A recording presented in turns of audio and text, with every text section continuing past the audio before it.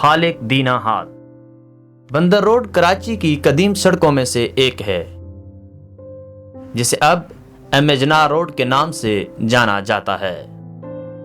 اس سڑک پر ہر دو اطراف متعدد تاریخی اور قدیم عمارتیں موجود ہیں، جن میں سے ایک خالق دینا ہال بھی ہے۔ انگریز دور میں اس مقام پر عوامی لائبریری قائم تھی۔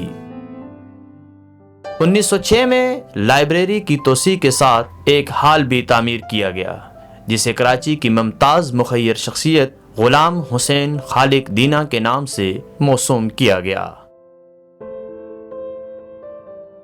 واضح رہے، غلام حسین نے اس ہال کی تعمیر کے لیے اس وقت 18,000 روپے فراہم کیے تھے۔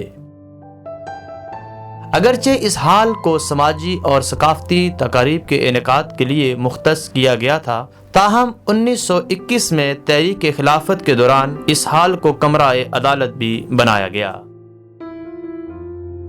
جہاں ممتاز رہنما مولانا محمد علی جوہر اور ان کے رفقا پر بغاوت کا مقدمہ چلایا گیا۔